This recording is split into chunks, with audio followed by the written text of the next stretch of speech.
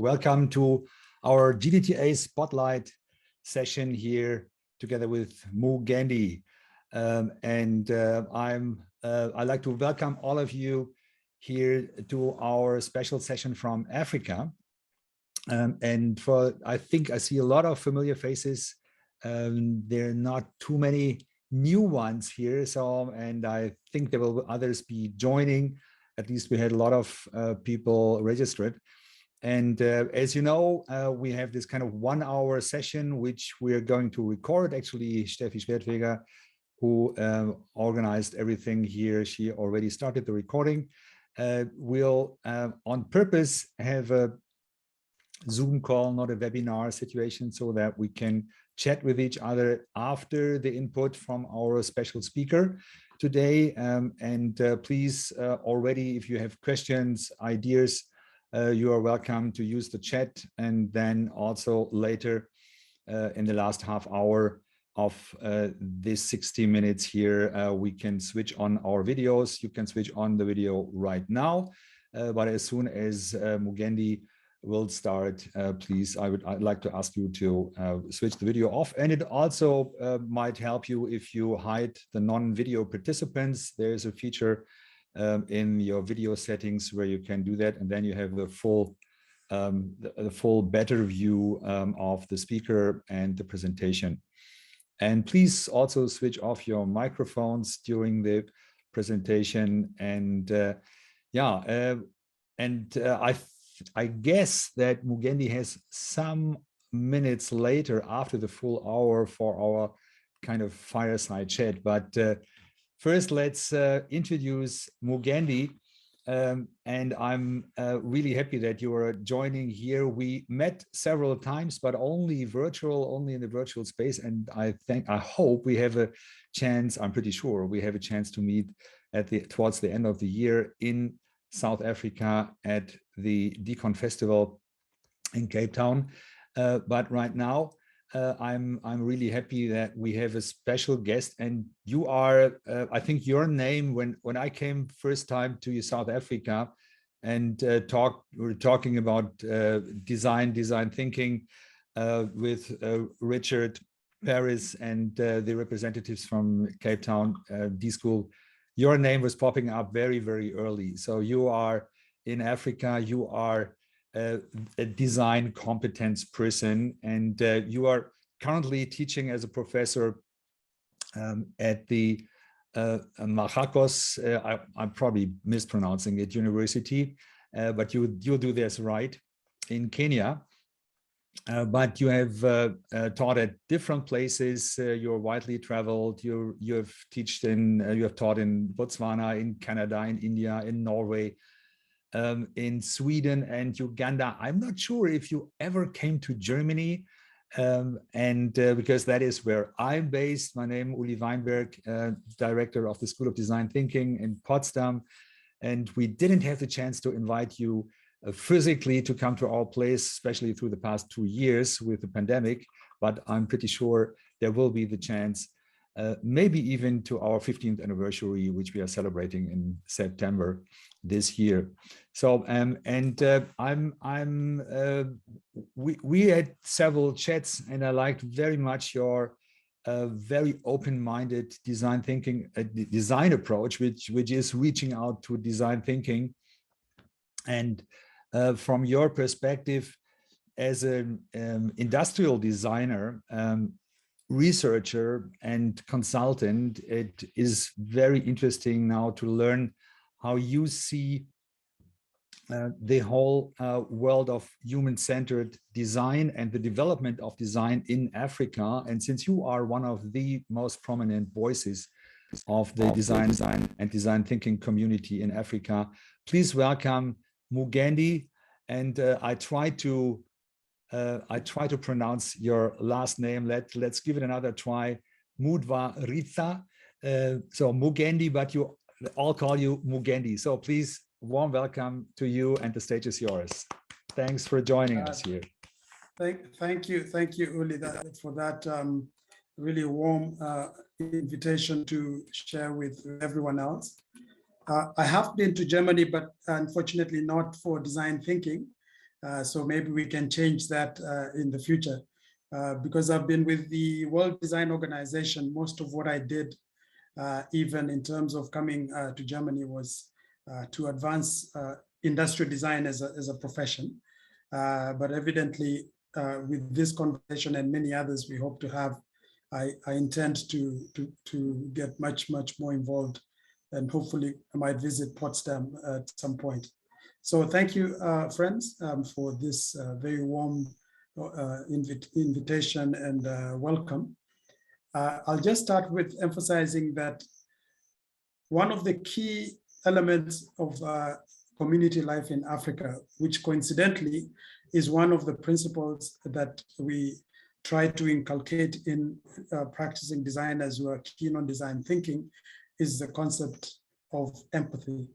I think the person who best captures this is Leopold Senghor, who was the first president of Senegal. And he put it in a beautiful way, and I just quote him here, that I feel the other, I dance the other, therefore I am. I think it plays a bit on the Cartesian logic because of, the referencing of who I am, in terms of who I believe I am. But the feeling and the dancing suggests some interplay and some kind of empathy. And that's why I like it. Okay, not to mention the fact that in Africa, music, dance is quite well known. Now, the other thing that we extend within the concept of empathy is just how interconnected we are in the world. Often there's this strange polemics where you talk about the developed and underdeveloped or developing countries. You talk about the East or the West, the North or the South. But ultimately, if you look at the world as 100 people, you start to see that maybe there are many more conversations we can actually have when you realize that in terms of literacy, there's challenges. For example, we have some 17% of humanity who are not able to read and write. And then you have some interesting statistics from a state like Kerala, which is in southern India, where they have a literacy rate of 99%, which is very impressive, higher than any other country in the world.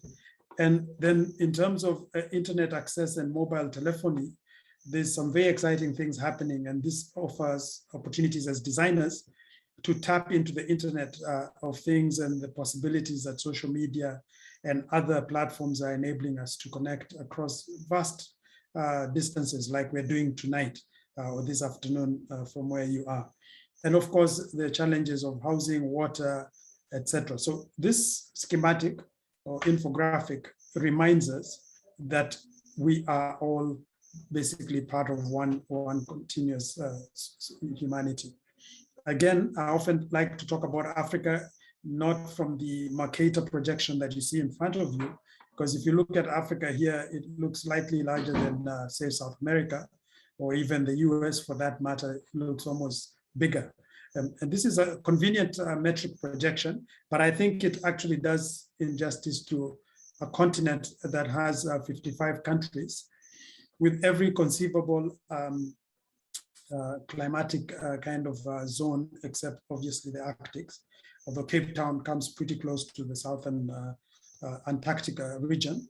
But most of Africa is tropical and temperate, although we have deserts at the extreme ends, the Sahara, which is famous, and also the Kalahari down south.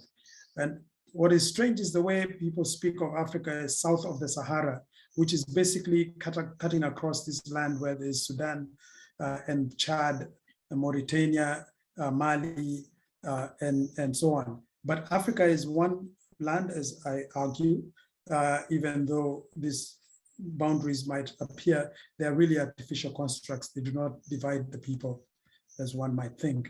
And just expounding on the concept of the size of the continent, this image, this again, infographic kind of demonstrates that, I think, very effectively. Because if you look at the size of the USA now that it's in this, flattened projection, you realize that Africa is very large, because the US would fit into Western Africa, China into Southeast Africa, India into East Africa, and most of Europe, including Germany, Spain, and even the UK here fits into the other bits, and Japan would form that little corner there.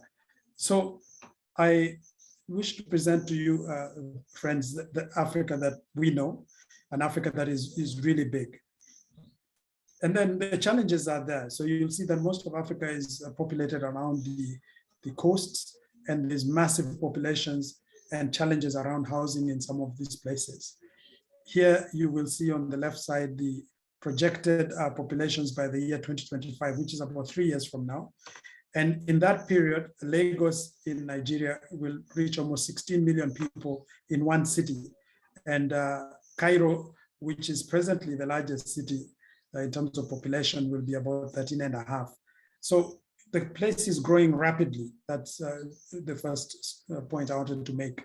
But there's a lot of unplanned structures and settlements. And this is, I'm alluding to the project I'll present very quickly as a case study as we move on. And then on the right is a typical or traditional view of Africa as a place of raw materials and resources. The darker the color, the less renewable that resource is. And I know as we speak about oil and gas, this is a very sensitive topic in Europe and Russia right now. But we can see that energy security could be one way to get Africa moving in the right direction. And then in terms of population, it's forecasted that by the year 2050, will be about 9.6 billion people.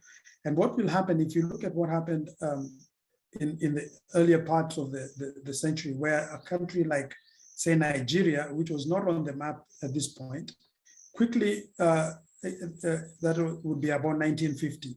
In 2011, Nigeria was midway between the top 20 most populated nations. And you'll notice very quickly that Nigeria, by the year 2050, when there's about 9.6 billion people, Nigeria will be the third most populated country in the world.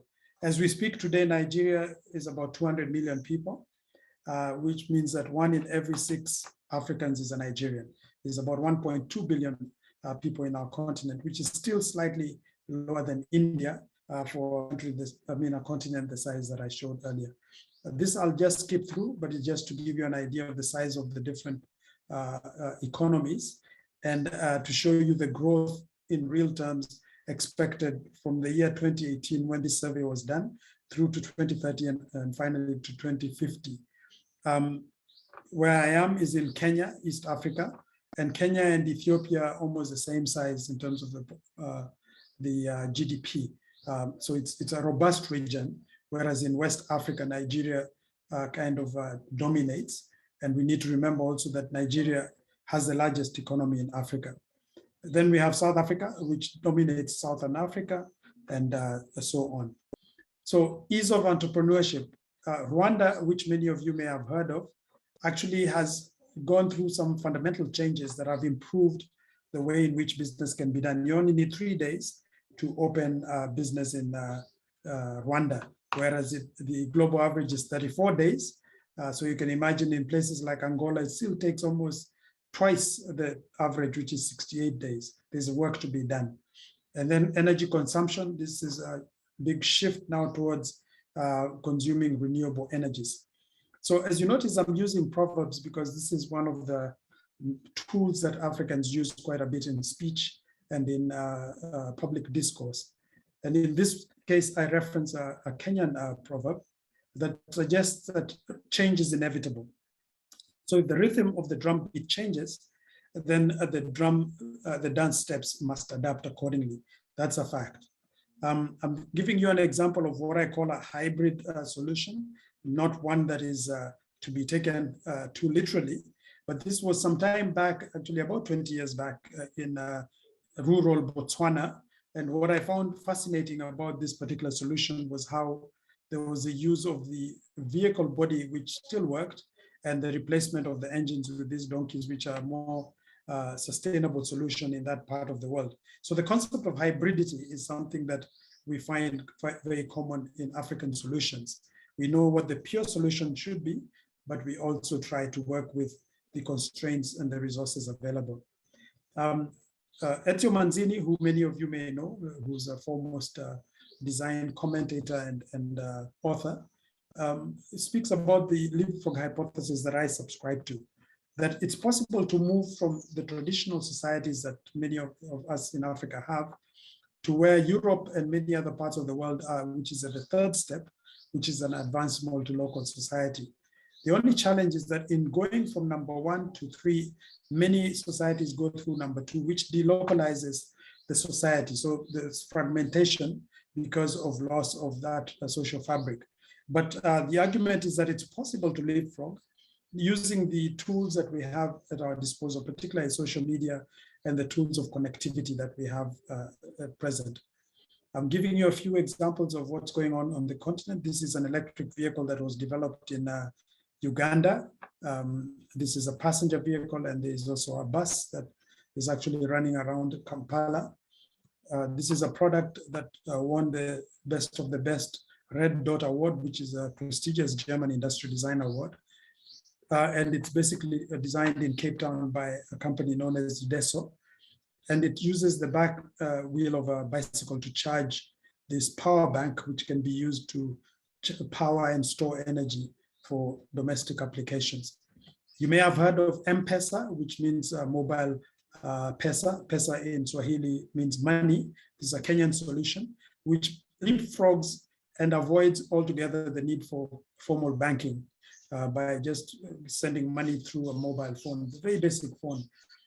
And this is taken over so much of the business that is happening as we speak today. And then also urban gardening, but also in informal settings. So like this gentleman here, Stephen Lamb is from South Africa, working with shanty and slum communities to develop solutions for gardening, vertical gardening in those kind of resource-constrained environments. This is a prototype of that structure, which uses drip or gravity feed. And then in Kenya, there's been a solution that has been developed for running shoes. Enda in Swahili means to move or to be mobile. And world marathon runners came together and pooled their resources and their experience and expertise to come up with these shoes. And now they're actually in production as we speak. As you know, Kenya is the home of the marathon champions, and it was fitting that those champions would use their tacit and embedded knowledge to help develop a product that is truly user-friendly. Then a couple of young people from Ghana and Kenya, in fact, 2 young people, one young man from Ghana and one from Kenya, have come up with something called Leti Arts, which is basically creating games that reference the heroes of the continent. Many of you may have heard of Shaka Zulu from South Africa, but there are many who need to be referenced. And then in Ghana again, there's a African Robotics Network, which is working on developing low-cost robotic solutions, tapping into the Internet of Things and artificial intelligence, machine learning, and hopefully to launch Africa into the 4th industrial revolution. This is a solution that was developed for a young lady known as Nikki Abdinor in Cape Town, who was born without hands, and the idea was to develop a vehicle for her, which she could drive using a drive-by-wire system. This was in my former institution in Cape Town, and we developed this solution for her. And then one of our former students also developed a solution for Nuru, which means light in Swahili. And the business model was, I think, more interesting because apart from these different ways in which you can couple the lighting modules, which use LEDs, which are rechargeable, there was also the idea of charging them. And those who use these units to charge actually make money. And the business model is you give a discharged lamp, you pay a small fee and about 20 US cents. And the person pedals for about 30 minutes with 5 of these gadgets on, and you're able to go back and use your device. They also came up with solutions which would use, play, or even just the normal electricity where you have it, or even solar. So the idea, again, I was speaking of hybridity. And then this is in Rwanda, which I referenced earlier. Rwanda is actually arguably one of the fastest growing economies in the world, #1. But also very progressive. They just launched the first dedicated Institute for Artificial Intelligence Research. So Rwanda is moving very far ahead. And this example I'm showing you here is the world's first drone port, where they use drones, which you can see here in the foreground, to transport essential medicines and blood for transfusion. From this point in Kigali, which is the capital city, it takes about 17 minutes to any part of the country to deliver these essential goods. But then, even as we get excited about leapfrogging, we need to remind ourselves of the need to be appropriate to the task. Every solution, as we know, as design thinking practitioners and as designers and as strategists, is about fit for purpose. So the Sierra Leonean proverb here puts it very nicely, that a razor may be sharper than an axe, but it cannot cut wood. Very true. So we need to look for solutions that are fitting. And in this case, I reference the UN SDGs and how designers can contribute to that, even in Africa. And that design thinking helps us to unlock the kind of tacit and embedded knowledge that resides in communities. Because without the buy-in of the communities, these goals will not be met. And now we have about 8 years left before we realize them. Then we also know that there's about 5 major megatrends, like demographic shifts where aging populations is becoming the norm, with places like Japan leading with the number of centenarians in the world. There's also, unfortunately, the case of refugees and migrations fleeing from Africa and leaving mainly for Europe. And sadly, this is exacerbated by climate change, because as you know, most of African communities rely on agriculture. And because of climate change, the extreme weather patterns have meant that agriculture has been unpredictable at best and failing at worst. But that's not only an African challenge, as you can see from here. Latin Americans are trying to get into the US, despite Trump's wall in Texas and California. Then we have in Southeast Asia, people trying to move into Europe, as well as to Australia, which has been successful in stopping those migrations. So the challenge is we need to start coming up with robust solutions to keep people in their home countries, because letting them into other countries is a very short-term solution, which is not sustainable. We need to think about how we can create opportunities in Africa. And this is one of my commitments, as my life commitments, actually, as a design practitioner in Africa.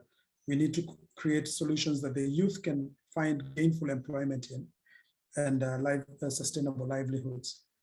Then the second of this is mega trends is the change in global economic power. We know that BRICS, which was Brazil, Russia, India, China, and South Africa, was initially considered the fastest growing grouping.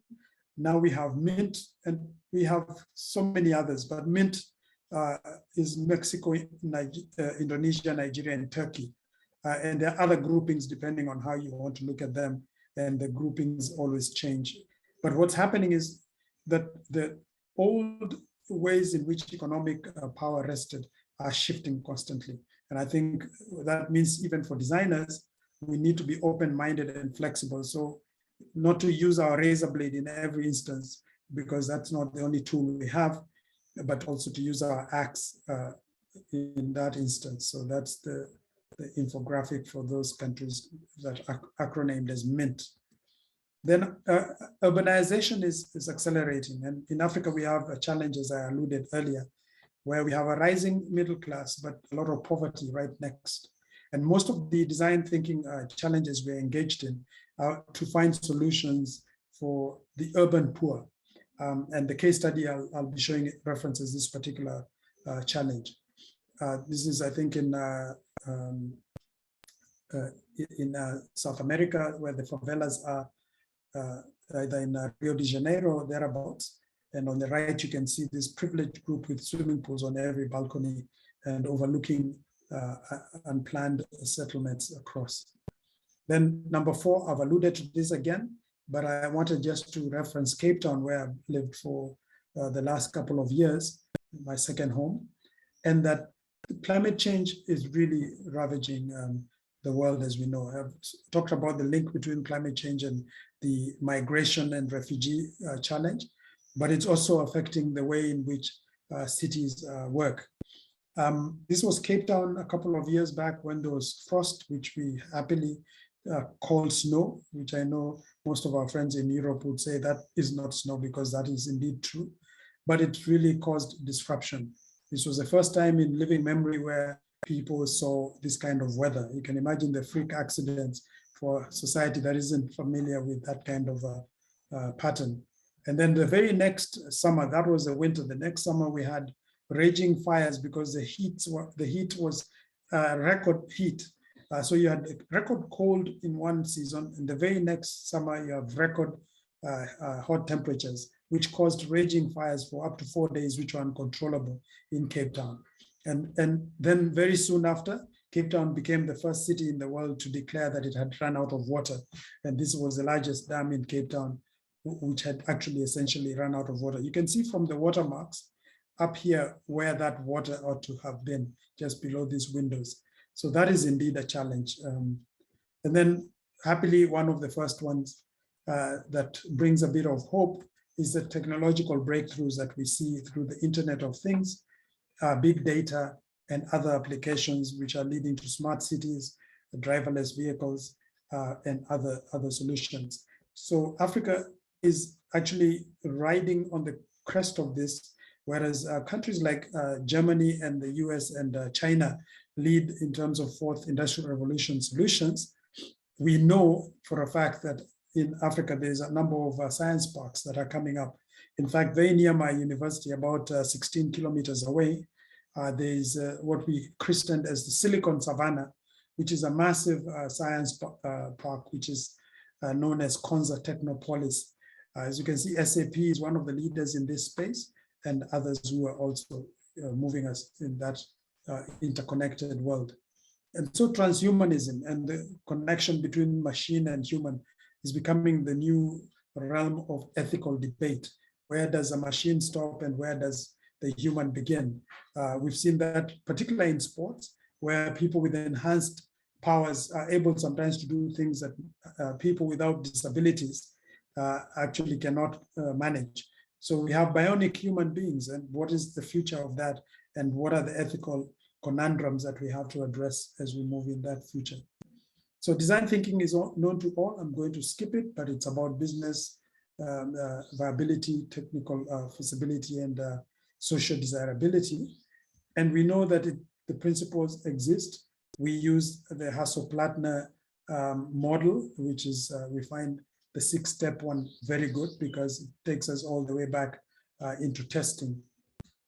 I talked about the slum problem. Here you can see just how serious it is. In countries like Sierra Leone, where I referenced the razor blade and the axe, almost 95% of all the people who live in the cities there actually live in slums, which is quite sad. In South Africa, it's about 1/3 of those people. In Kenya, it's closer to 2/3, and so on and so forth. So we do have indeed a unique challenge on the continent. And you can see why sub-Saharan Africa is referenced, because in Egypt, Morocco, and a few others, there are consistently smaller populations living in the slum areas. But still, it's in Africa, and we need to recognize that. So I'm going to get into a very quick project of showing you how we addressed this problem using design thinking. Slum development in Cape Town, in a place known as Bloemberg, and with about 15,000 residents. In 1994, they just raided this farm. It was a dairy farm. And there was no planning, and they just took over. Eventually, the city just gave them the title so they could have some services. So our team looked at solid waste management through the design thinking lens. We interviewed the community members. We did an appreciative inquiry investigation, and we went through any typical design thinking and human-centered design project. One of the first things we discovered is the people call themselves Sibabalwe, which is a Xhosa word which means we are blessed. And so the aspirational component, even though there's poverty, people still have hope of a better tomorrow. And we tapped into that because design ultimately is about critical optimism. We need to believe that we are part of the solution, and we can co-create and co-design to co-produce solutions that are indeed humane. And so these are some of the solutions. I'm not showing the final bit. I can always share the videos with anyone who's interested. But we found some of the residents with very interesting, clean, beautiful yards, and we use them as our champions to help us advance this kind of thinking. We used participatory design and co-design as in a complementary fashion, and we worked with the city of Cape Town to roll out the solution. So I'm not going to get into the solution today, but anyone who's interested can always reach me through Uli and Stephanie. So I want to conclude by suggesting, as Ben Okri, who's a Nigerian poet, puts it, there are three Africas: the one we see every day, which is essentially what you see if you don't look too critically. Then there's the one they write about. These are the people who have not engaged with the Africa that we see emerging. And then there's the real magical Africa, and I put Africa with a K, which Uli and our friends know is an attempt by people on this continent to co-create a new narrative about the continent from their own perspective. And the real magical Africa we don't see unfolding through all the difficulties of our time, like a quiet miracle.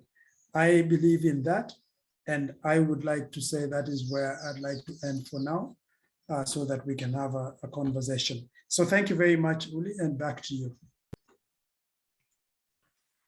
Thank you very much, Mugendi. And I would like to all of you to switch on your cameras if you can. That would be nice. And also that we could see your applause. We see the digital applause, but yeah, thank you very much. Thank you very much for your broad insight, actually also for your kind of framing Africa for all of us in a way. There are people from Europe mostly, as I see, but also from Asia. But we all don't have that, especially myself. You know, I just talk for myself. We have not the right picture about the size of that country and all the potential. And I think you framed that very, very well. And so I have written down here several questions, but I would like to start with the question, since you were the president of the World Design Organization, actually the first from Africa ever, and you were working you're still kind of the emeritus president and the senator, but in 2015 to 2017, you were kind of the president of the World Design Organization. At that time, was that already a time where design thinking was playing a role for you, or was it more your original industrial design background which brought you there? Well, how was that? This is five years ago or so. Yeah, thank you, Uli. That was a really good question. And thank you, friends. You've been very generous with your feedback and response. Interestingly, because my background, as you know, is in industrial design, and my association with the D-School is actually what started my passion for design thinking and human-centered design. Now, so what happened is, when I was the president-elect from 2013 to 2015, we initiated a redesign of the World Design Organization. Some of you may know that it was previously known as the International Council for the Societies of Industrial Design, which is quite a mouthful, acronym ICSID. But when we spoke to our members, some of our members could not even say the full meaning of that name. So we used actually deliberately, and this was in Sydney, Australia, we entered into a design thinking process where we actually looked at our project from the user perspective. And so we interviewed members, we went across the world to see how design was understood, especially industrial design, but design in general was understood by different communities. And if we even redefined industrial design to incorporate the co-creative element, Previously, the industrial designer was a little bit chauvinistic, if I might say so, in that they believed that they were the ones with the answers. I can tell you for a fact through practice that we are part of the solution, and at best we are facilitators of a co-design process. And so if you look at the definition of industrial design, we actually for the first time used languaging that practitioners of design thinking will recognize immediately, because we talked about products, products, services, systems, and user experiences. So for the first time, we moved away from just products to include processes and systems, and ultimately user experiences, which is very important for anyone. So that was the journey, and I was championing that. I also introduced the United Nations Sustainable Development Goals as a way for industrial designers to contribute to the global agenda.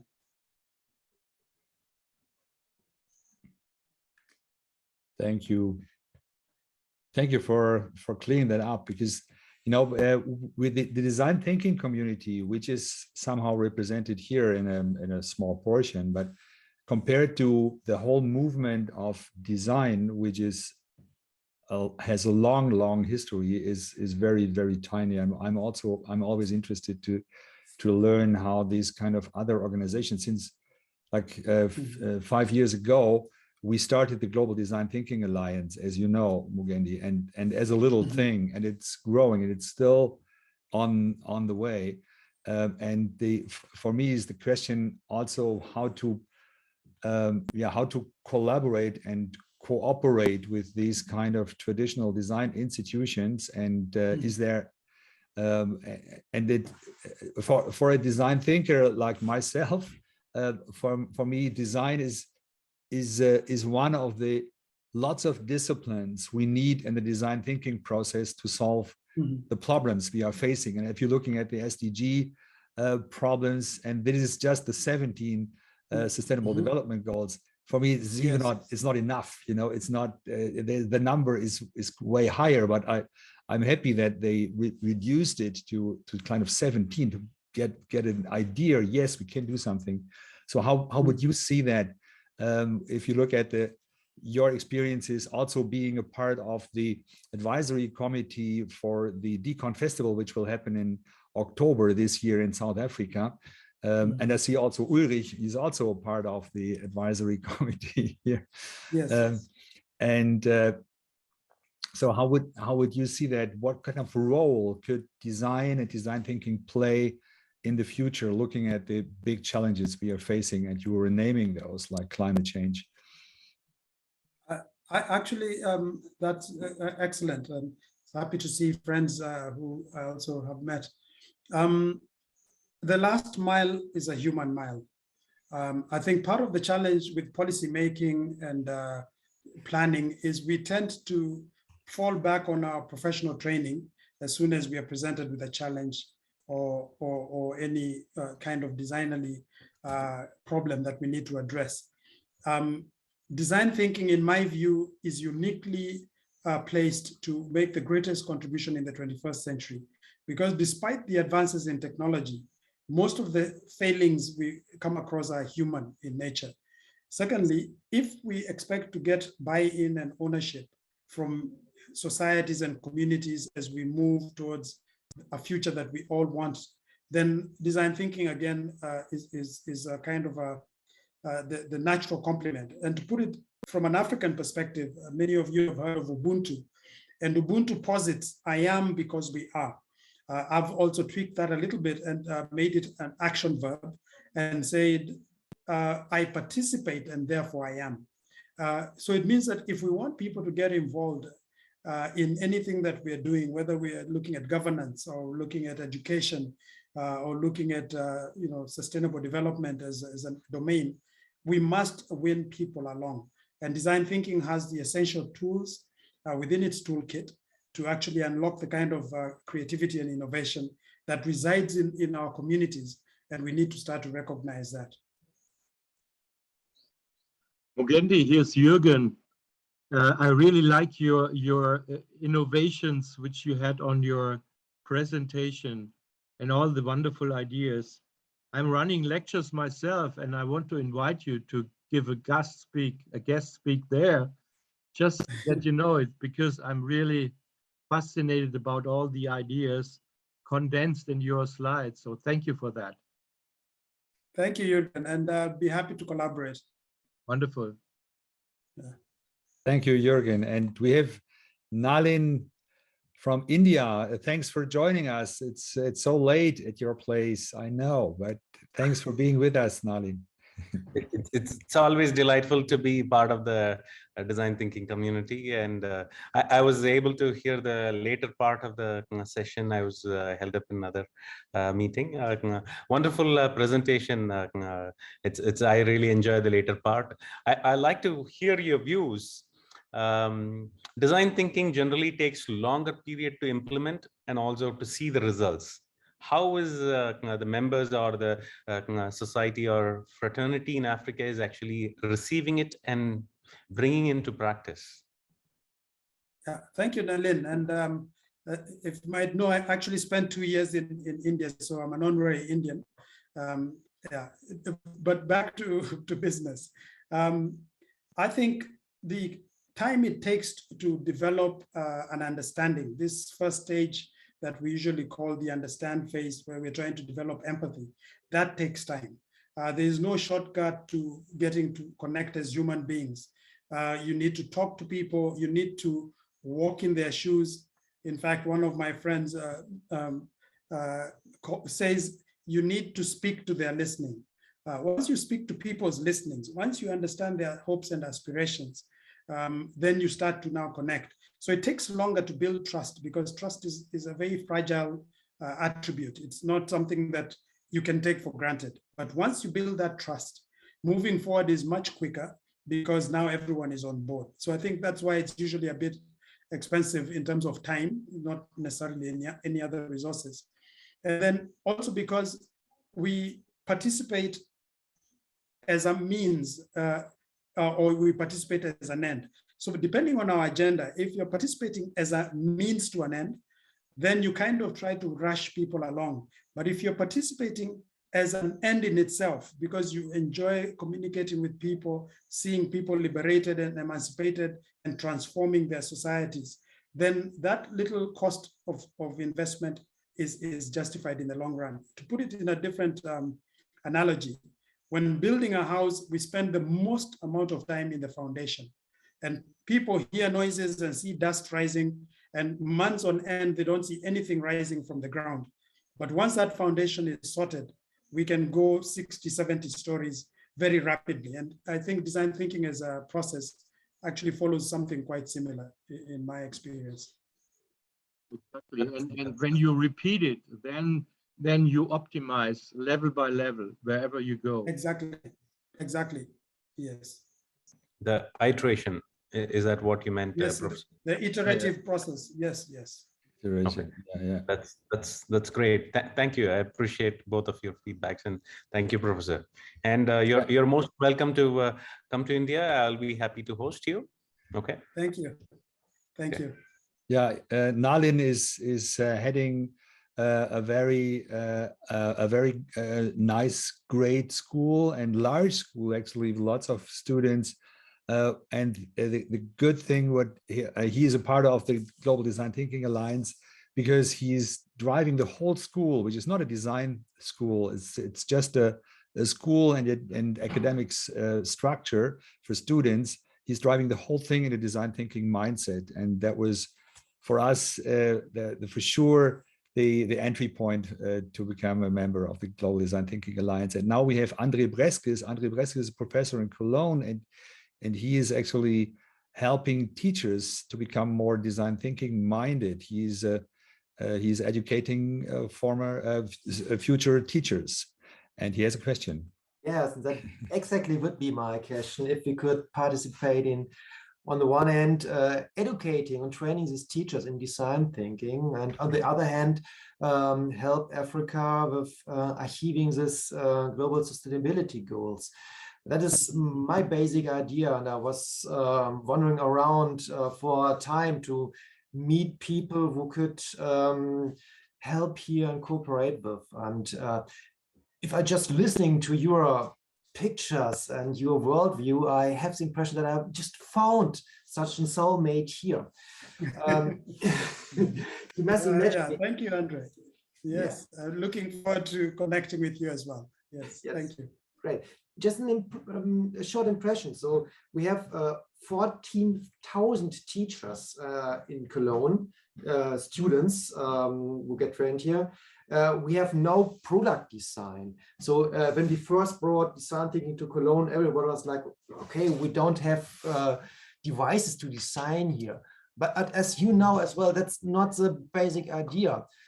When you say, okay, let's find solutions so that the people in the townships have clean drinking water or get rid of their garbage, how can they organize this?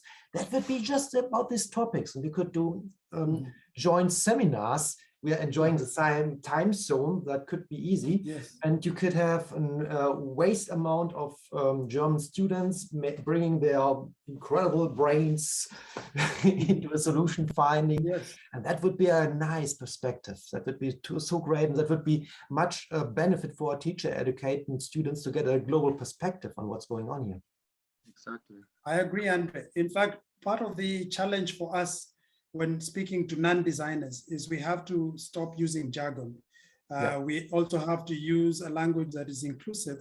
I often talk about breaking the ice instead of speaking about design. And if you break the ice, ICE, in my view, is innovation, creativity, and entrepreneurship.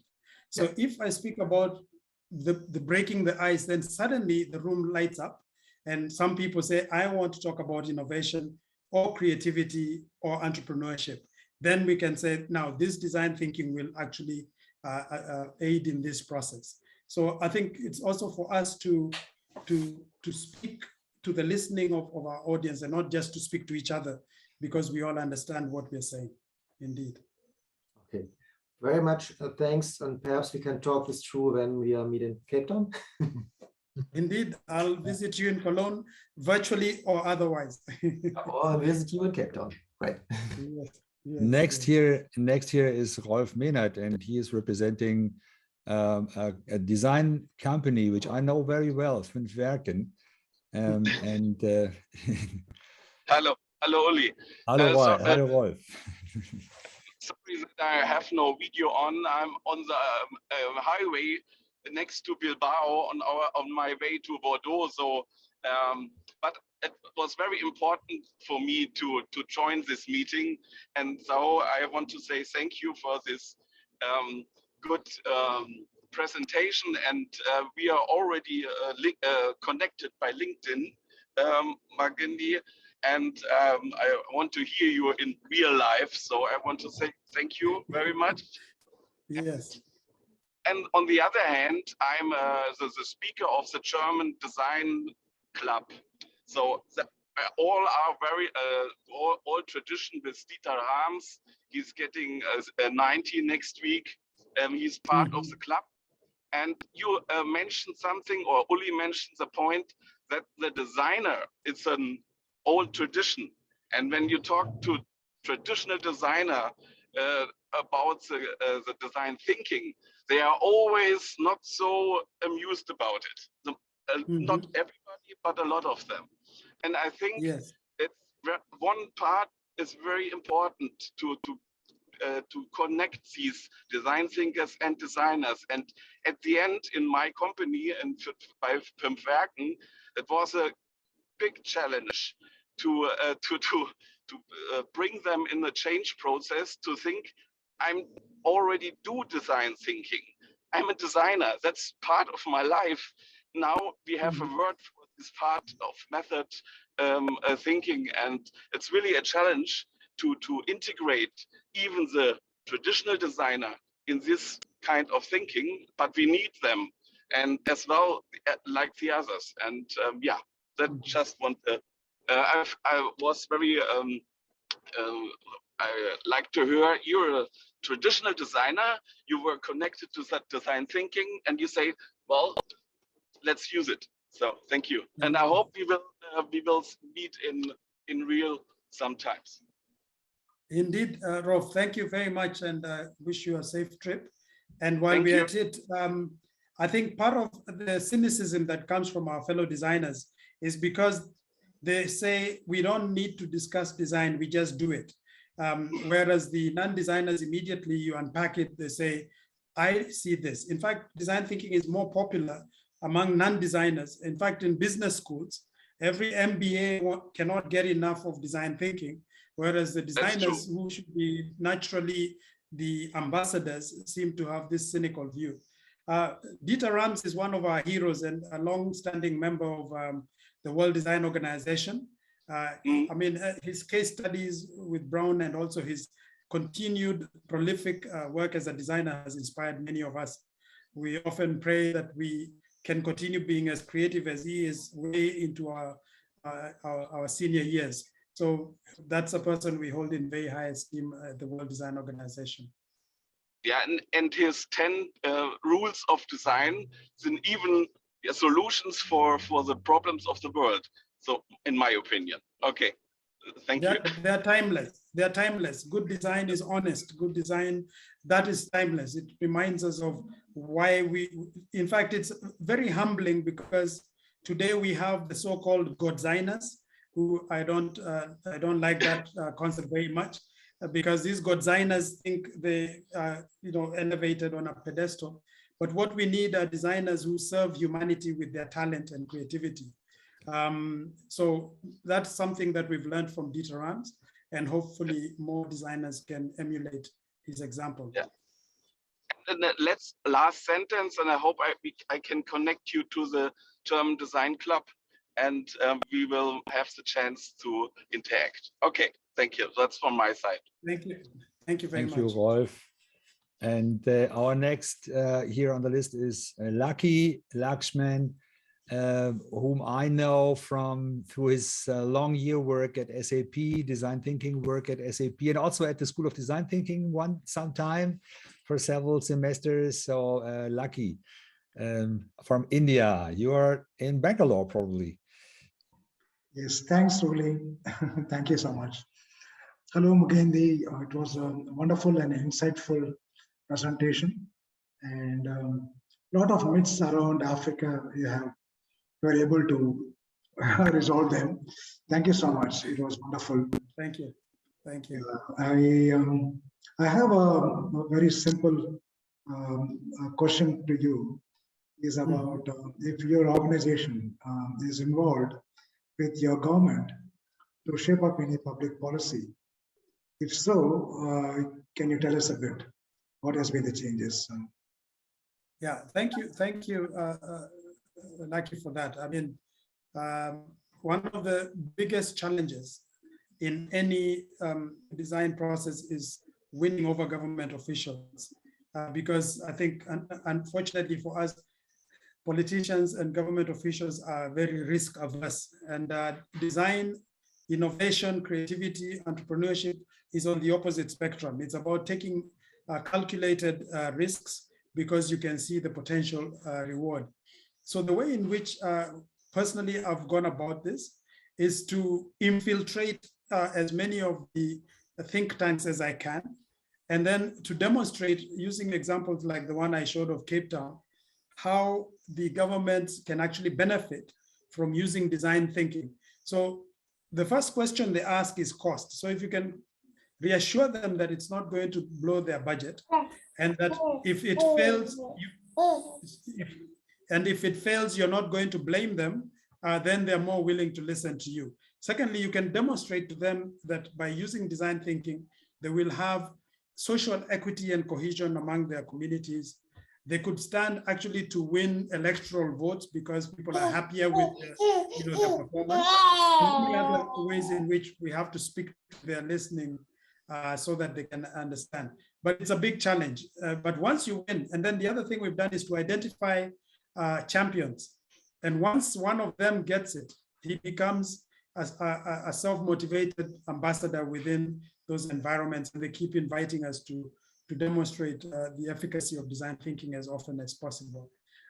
So it takes time, but once you win their trust and you can demonstrate to them value, then they're much more willing to take on design thinking. I found in South Africa, it was once the mayor of the city got it, her team got it. So sometimes you have almost to aim for the top, because once you influence the top person, then they can influence everyone else beneath and around them, than to start at the bottom as a grassroots kind of idea, because it takes far too long to reach the decision makers. Yeah, Interesting, very interesting. I fully agree. Actually, in Mugendi, we had the same experience in Potsdam, in the city where the D-School is located, close to Berlin.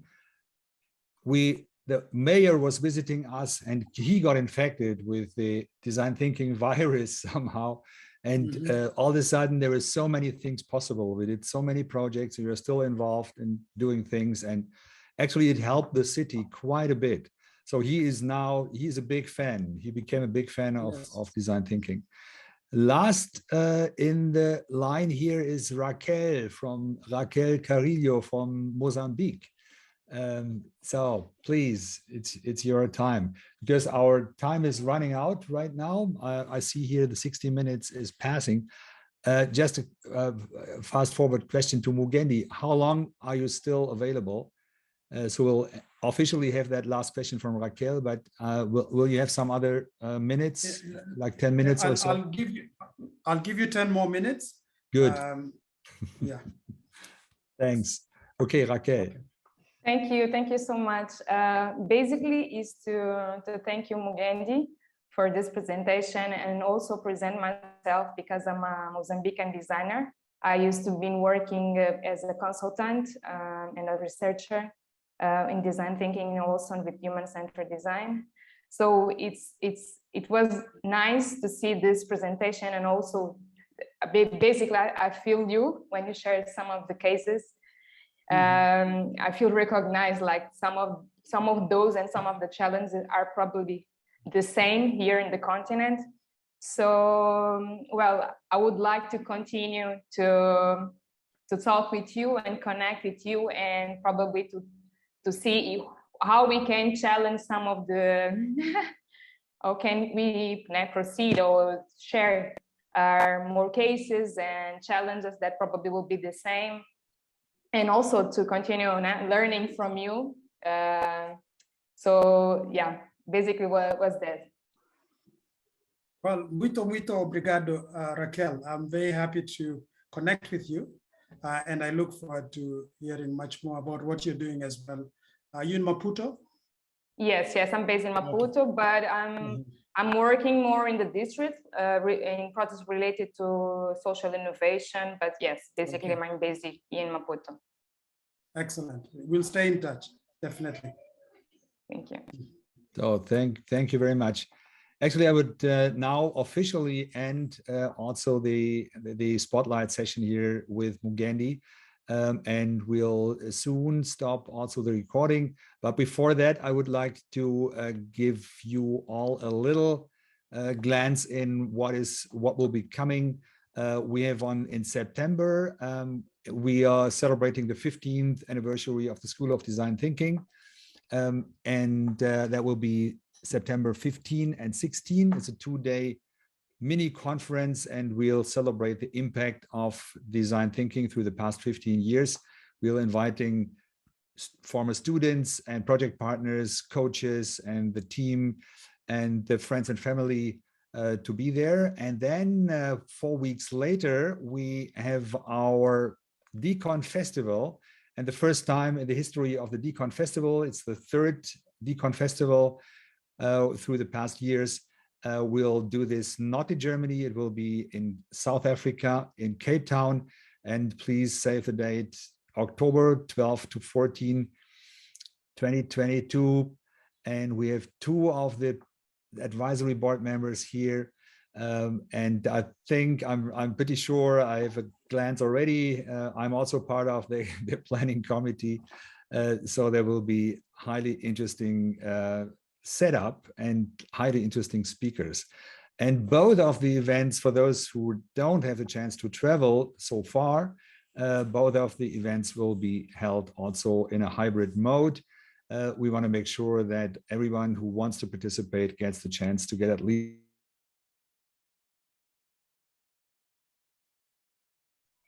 Oh, he's gonna win. And we usually do every month, we do a spotlight session. And the next one, Steffi was going to present also, but just today we learned that the person who was invited does not have the time at that moment, so we can't announce the next one, but there will be one in June. There will be a session, and you get to know that through email on the website, the gdta.org website. We will always announce that. So thanks a lot, Mugendi. Again, big applause for being with us here. And